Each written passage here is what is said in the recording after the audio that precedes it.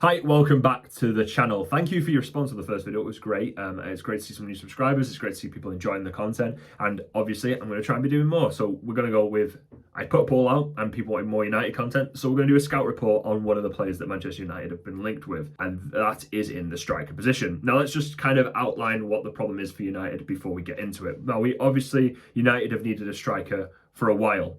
They brought in Cristiano Ronaldo, who was meant to be this fix for the striker problem for a few years.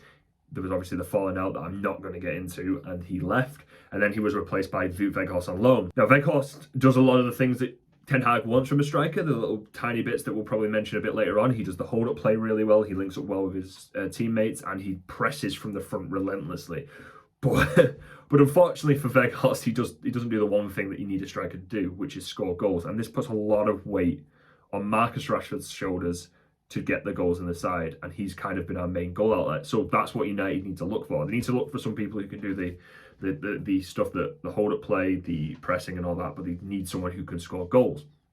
Now, this has seen multiple name links. Obviously, Randall Koulibaly from Frankfurt, Harry Kane from Tottenham. Those are the two big ones, but then also Victor Osimhen from Napoli. And he's been great this season. So he's played 29 games, he's got 25 goals. He's probably going to win the league with Napoli. I say probably just kind of as there's a massive collapse. They're 18 points clear. That he's definitely going to win the league with Napoli.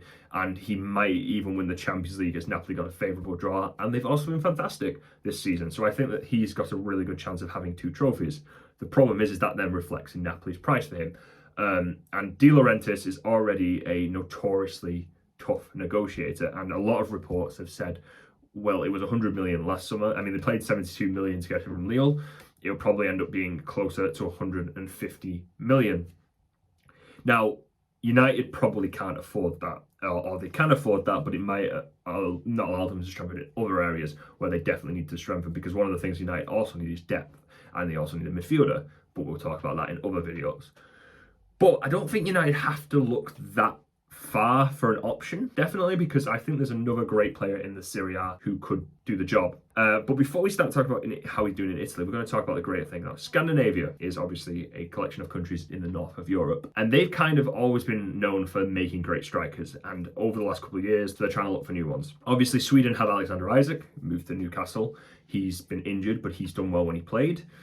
Norway had Ole Gunnar Solskjaer in the past. They've now got probably the best young striker, if not one of the best strikers in the world right now, in Erling Haaland. He moved to City. He's doing great. I don't like to admit it, but the problem is you can't deny what he's doing for City is insane. And Denmark have kind of been slacking behind. Obviously, they thought they had it with Kasper Dolberg, who was at Ajax. He didn't really live up to expectations. He moved to Nice, and he's kind of just been there for a while now. But they may have finally cracked it in Rasmus Holjund. And yes, that is Hojlund, not Haaland. Someone already made the joke on Twitter that if you were going to make a Haaland clone, you weren't really being slick with it by naming Hojlund. So Hojlund started his career with FC Copenhagen, and he didn't score in the league for them. He was promoted from their academy, but he did score 5 goals in their UEFA Conference League campaign in his final season with them. Now, this grabbed the attention of some of the clubs around Europe, and Austrian side Sturm Graz signed him from 1.8 million euros. But I don't think Sturm Graz realised the bargain that they were getting when they signed Hojlund for that price. He was signed in January, played 21 games, he scored 12 goals, and by August he was already on his way out because Atalanta paid 17 million euros. Now that's a 10 times return on their investment, and that's just how quickly football can move sometimes. It's just that a player gets found and they're instantly picked up, and I think clubs like Atalanta have done really well at identifying really good young talent and bringing them to Bergamo to do really well. Now, obviously, this season he's played 1,343 minutes. He's played like 21 games, but I think that he's come on as a sub mainly, so I want to focus on the minutes. He scored 8 goals, got 2 assists. Now that's a great return for a 20-year-old, but he's also replicating this with Denmark. He'd already made some appearances for Denmark, but he made his first start against Finland really recently, and he scored a hat-trick. And I think his first goal really embodied one of his strengths, and while he gets compared to Haaland, his movement on that first goal was like a boxer. It was like a boxer, it was like a basketball player. It had weaves, it had dodges, it had feints. He was just running into the box. This defender clocked him, and he kept faking, and he left and right, and the defender had absolutely no chance of where he was, knowing where he was going. He then darted in behind and he got on the end of a cross from out wide and he put it into the back of the net. And I think this is the kind of categorization of his movement in the box. He's really clever with it. He's really tricky. And this kind of is a good thing because United have had that problem where in the box they're very predictable about where they move. And I think that someone like Hojlund might add something to them. But obviously, the thing about Hojlund that a lot of people don't realize is he is so quick. And this is something that United have, and Ten Hag has realized this season. You can't always play possession football. You'll sometimes find a team that's better. Unless you are the best team in the world, you may always have to divert, change back to a transitional game. Rashford's got a lot of goals because he hits them on the counter-attack. And something that Hojlund does amazing is he's deceptively quick. His acceleration and his speed is insane. I think I read on a Twitter thread that he did 100 meters in 11 seconds. I think that was a retro football shirts thread that was talking about him. And he showed this in a game against Lazio this season.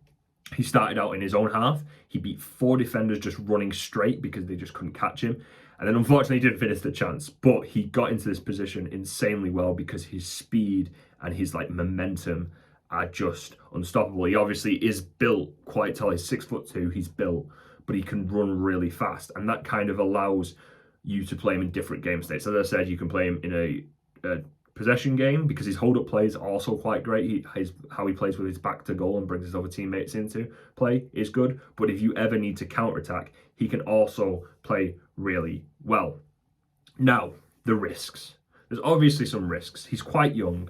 He's not a reliable goal scorer. And obviously, there's no such thing as a reliable goal scorer because you can obviously have past experience, but in terms of, and what I mean by that is you can have past experience, but when you come into a league, you can completely, the changing of the circumstances can completely change how you play.